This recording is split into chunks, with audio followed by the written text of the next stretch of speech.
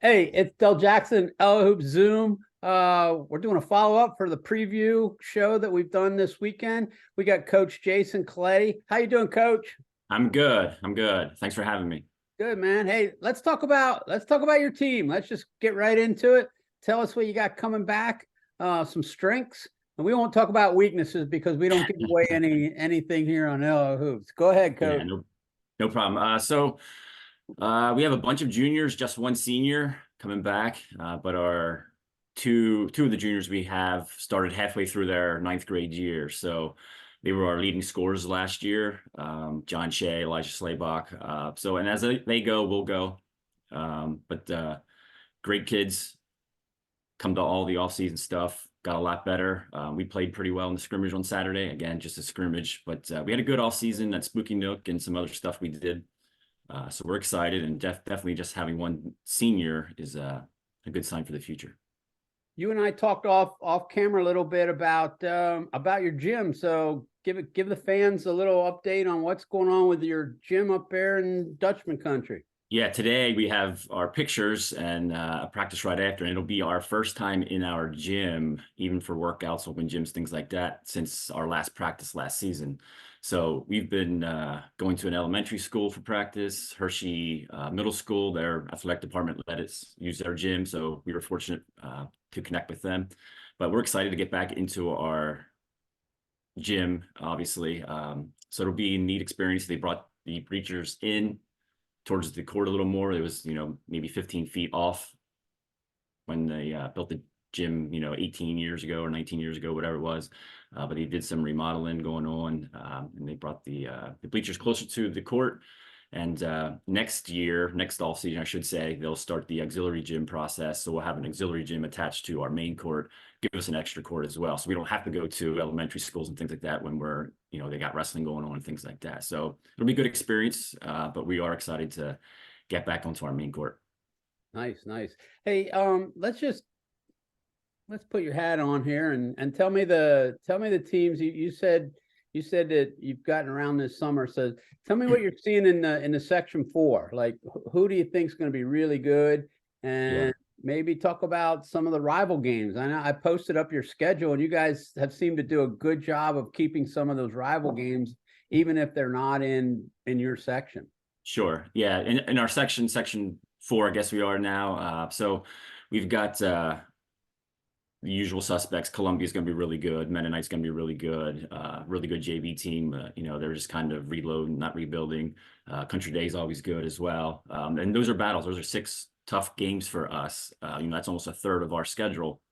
So we try to, our non-league, get some competitive AAA games, even go down to double A if we need to, and get some competitive games to build some confidence for our guys.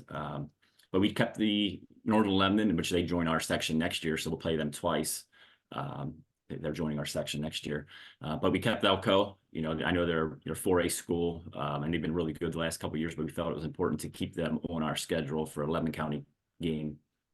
So we got those guys. But in our section, it's tough. Columbia, Mennonite, Country Day. And playing at Peckway Valley is no easy task either. The drive down there in the small gym. So section 4 is tough, or 5, whatever we are, every other year. Seems like it changes all the time.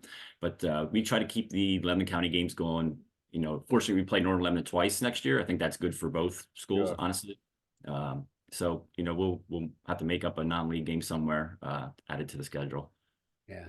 Nice. Hey, I know I follow you guys on the Twitter site, and it seems like your summer camps get so many kids. I mean, how do you do that? You combine with the girls? I mean, how are those numbers in the youth coming along to feeding you guys at Yeah. the varsity level? Yeah, so our youth camp is really successful. I think the first year here we might have had like 65, give or take a couple of kids. And we do combine with the girls, but every year after that we've grown 10 players per camp each year. This past year we didn't combine girls and boys because we had to go to the elementary school for camp. So it was just too many kids in a small gym. So we just did boys, but we still had a huge turnout. We offer a couple different sessions each day, kindergarten through second and third through sixth. We split them up, but it's it's a good time with the kids. We have travel teams going on, very competitive in years past, which is helpful for our camps and clinics we run. We would have fifth graders playing sixth grade, because we didn't have enough sixth graders to field the full sixth grade team. But then, those sixth graders move on to seventh grade. Well, we're getting first year players as seventh graders, their skills are way behind. So this is the first year where we have an eighth grade team and our seventh grade team where they went through and stayed pretty much intact from travel. Fifth grade team separate, sixth grade team separate, and built through. So that's the influx of kids at the elementary level from all the elementary stuff that we do. And our coaches put in a lot of time organizing and getting the kids there. So basketball's growing in numbers. We had to, unfortunately, cut some kids from the high school team this year, which, typically doesn't happen, and the junior high program as well, but it's just becoming very competitive. And it takes time. We started here, I'm entering my 6th year. We knew the first couple of years we were pretty good with some good athletes, but then there was going to be, a lull of a couple of years. We went through it, but I think we're coming out the other side of it. And you see, when we focused on the elementary, it takes time for those kids to get up through the junior high and in high school, but we're seeing that now. And it's, tryouts are competitive now. Awesome. Hey, last question. I'm always curious about 7th grade teams. Do you have a separate 7th grade team, number one? And then number two, how is that working in section 4? Like, do other teams have that as well? Yeah, well, I guess I misspoke. We have junior high varsity and junior high JV. Yeah. Typically, it's been strictly 7th grade. We kind of call it just our 7th grade team, and our 8th graders, or stay in the 8th grade team. But the last couple of years, because of the influx of numbers and bigger numbers, we've had some 9th graders stay down at the junior high level, junior high varsity. So section 4 pretty much has 2 teams. Like I know when I was at Ephrata, they had a 7th grade team, an 8th grade team, and a freshman team, which the bigger schools can do that. But typically section 4 teams, the smaller sections just have the 2 junior high JV and varsity teams.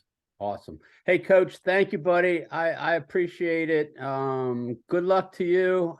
I'll try to get up to the new barn again. I think you'll like it. Get up Better there. fan experience, but I appreciate you having me, Coach. All right, buddy. Thank All you. right, thanks. We'll see you.